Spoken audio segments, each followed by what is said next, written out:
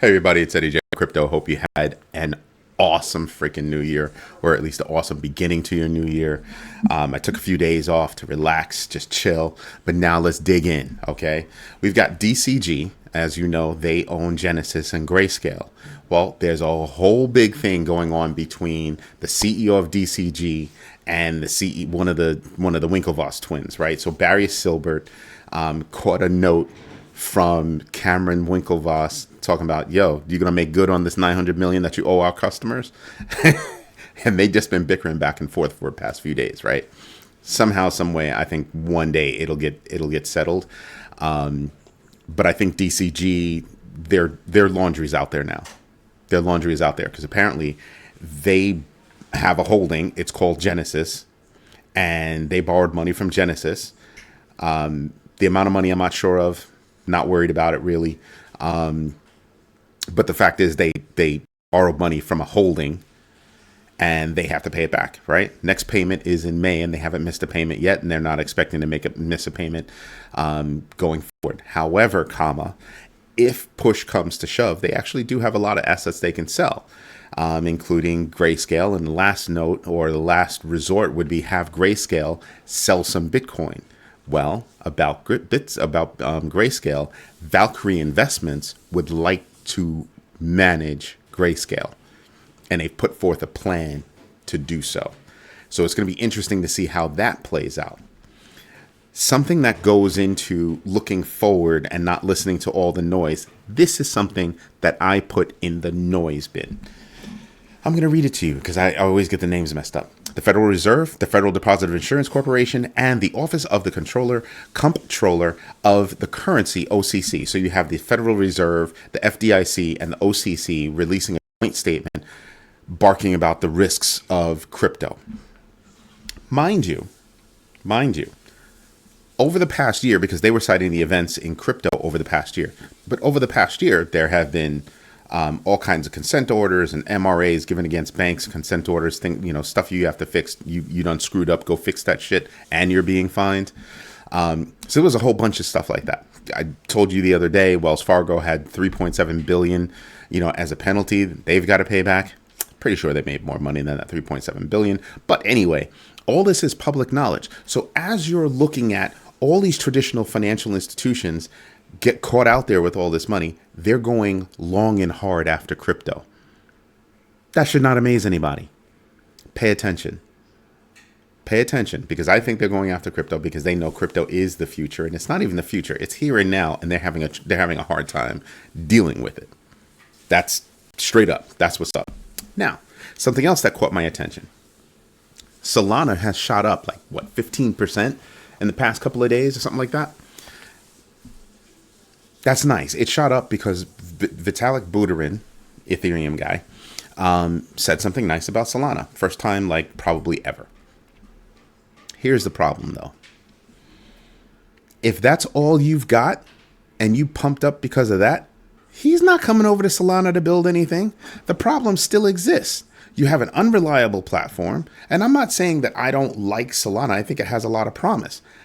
But it's not going to realize that promise until they fix that crap, right? I'm not going to build a project. I have a company. We do Web3 stuff. I am not going to build a project on Solana if I can't depend on that network. What? You serious?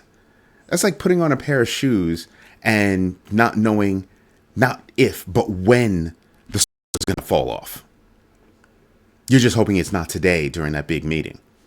Kill that. Well, let's wait until you upgrade your stuff, and then we can figure all that out. But it's got a little ways to go, and it's got a lot of winning over to do, right? But here's something I really want you to pay attention to. Be mindful of all of the macro events that are coming our way. If you're not paying attention, you've got Carvana and CarMax. They're doing lousily. You've got Tesla taking a dive because of Elon doesn't know how to run a business. Just saying. You've got all kinds of layoffs that are coming. Remember, Goldman Sachs is going to lay off about 8%, and I believe that's above and beyond their normal culling of the herd. You know what I mean? Every year they cull the herd. They, bring down their staff a little bit, in terms of performers and low performers. Cool. That's normal. But 8%, they're like, yeah, no, we're going to be cutting 8%. That's not really normal. Then you have other companies that have also announced layoffs. So you're going to have a lot of people pounding the pavement.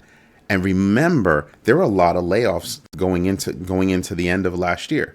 So you have a lot of people pounding the pavement right now. Think about that. There are a lot of jobs, but then there aren't a lot of jobs, right? For one job, you've got 5 different agencies that are trying to put somebody in that job.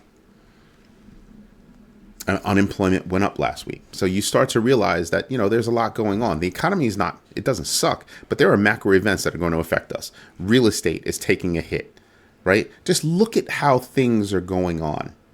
So real estate taking a hit is possibly going to hamper other people, meaning I own a house or somebody owns a house and the markets take a hit, housing prices come down.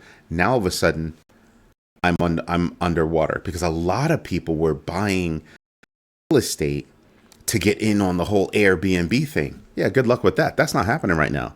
You don't have a ton of people traveling. As a matter of fact, with new COVID coming out there, what is it, XBB, CBB, whatever the heck it is, whatever freaking moniker there is right now, there are new strains here. I live in New York, and guess what? One of those new strains came from New York. And it's just, you have all these strains that are spreading around, and it's having an effect. Companies that were wishing that they're going to force all their people to come back to the office might want to rethink that. Just saying. So you have all of those things coming together to make basically almost a perfect storm. Now, does that mean that we're going to have a recession? I think we will. When is it going to happen? How is it going to happen? Is it going to be a manufactured recession, or is it just everything hits a lull? Not sure yet. I do think that if there are rallies, I think there will be rallies, but I do not think they will be sustained. I think we'll have a little bit of a rally, have a little bit of a rally, have a little bit of a rally, experience drops, right? Rally, drop, rally, drop, rally, drop. I'm hoping that every time we rally and we drop a little bit, it still creates a new low and then a new low that are higher, right? But I don't know. So my strategy is I'm going to use dollar cost averaging, like I've been telling you, to buy a little bit every so often strategically. Now, last year, I also mentioned that one of the things I'm doing is I'm using tax loss harvesting.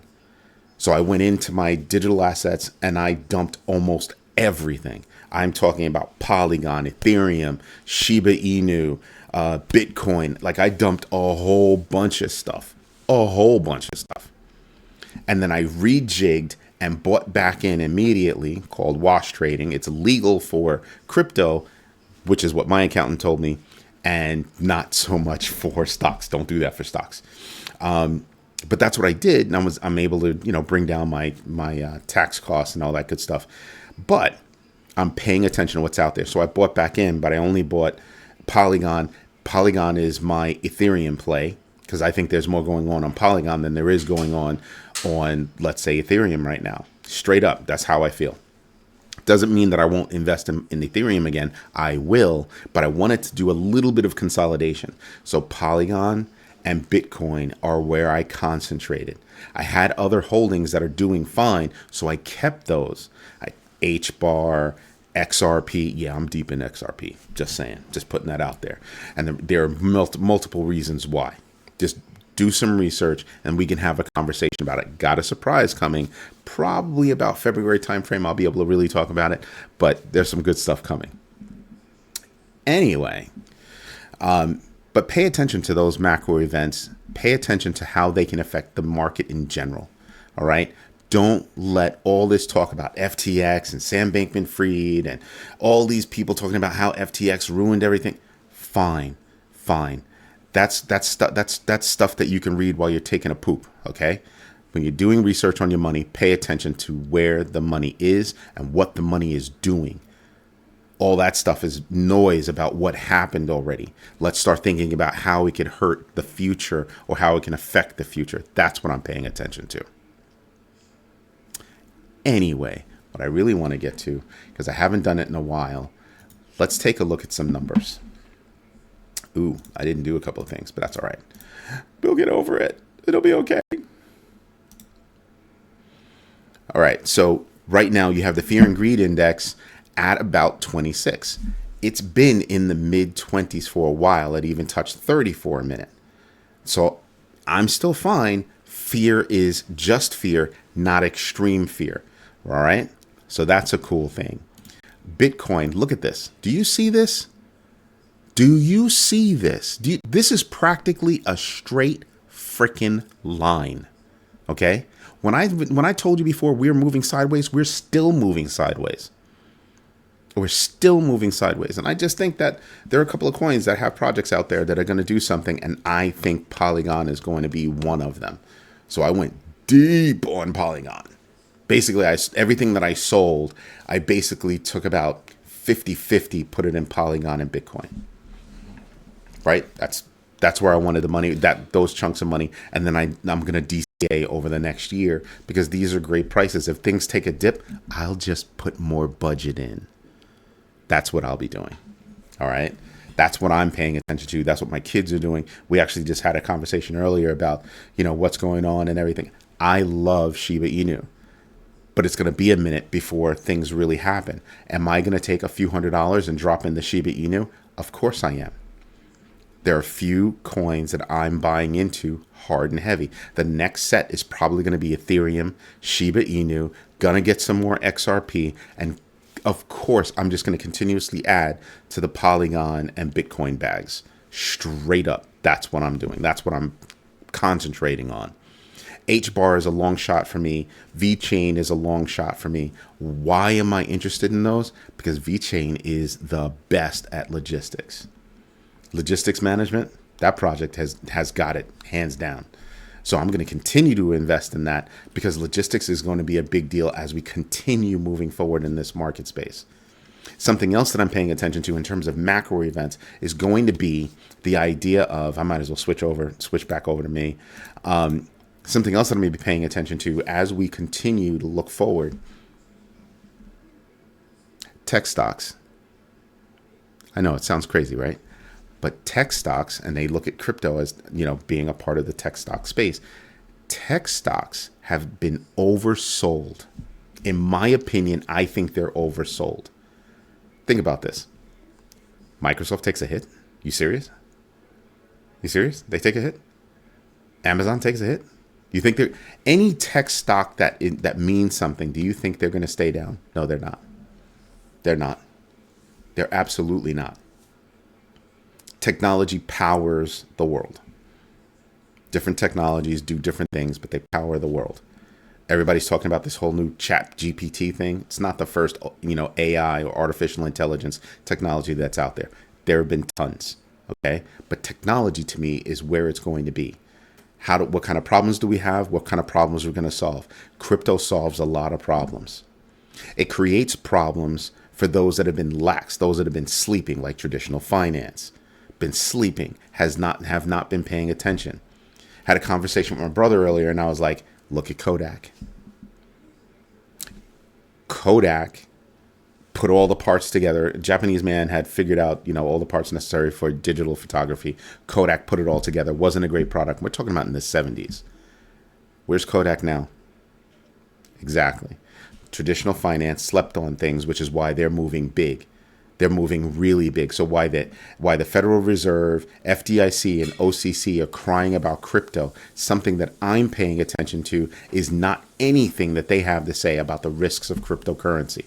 You want to know why? Because they're not saying jack about the normal risks for stocks, options, bonds, the new derivatives, all these new things that are going on in traditional finance.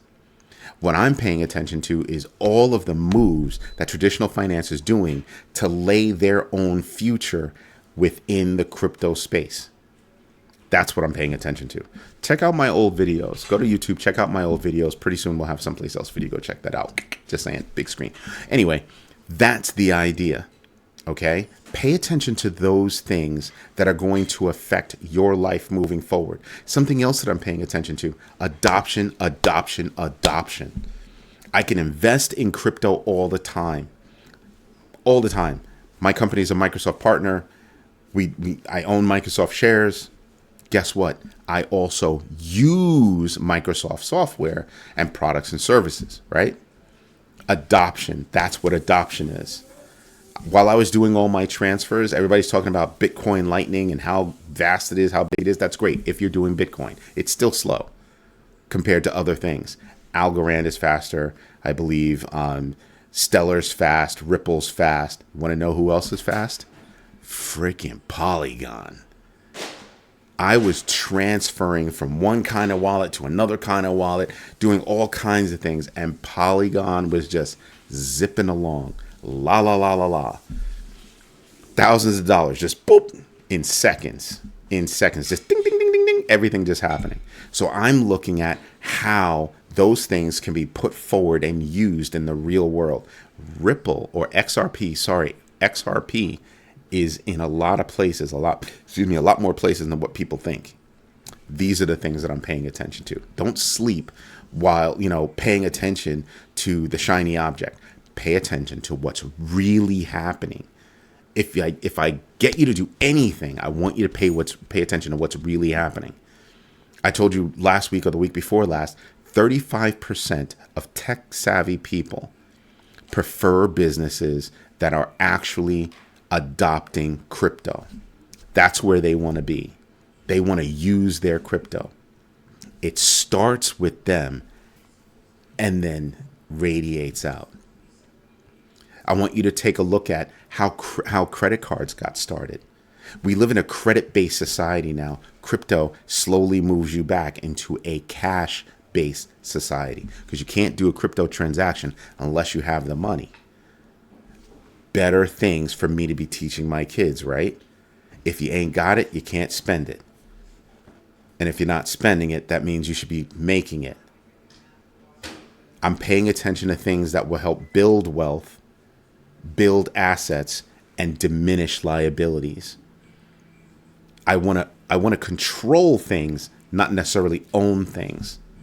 Talk to your financial advisor, talk to your accountant, talk to your attorney about estate planning, and then you'll understand what I mean by I want to control, not own.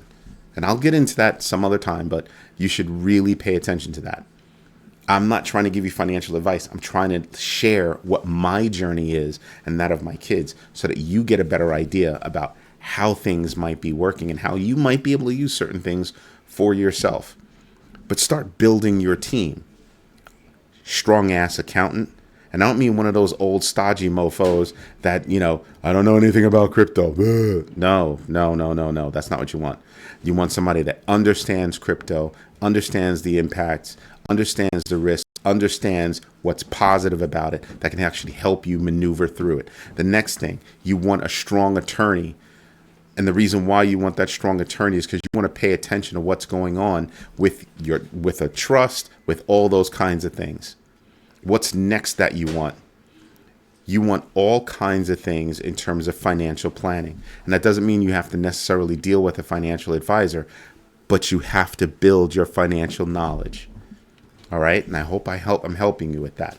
Anyway, this is Eddie J on crypto. I hope you have a good one. Bye-bye.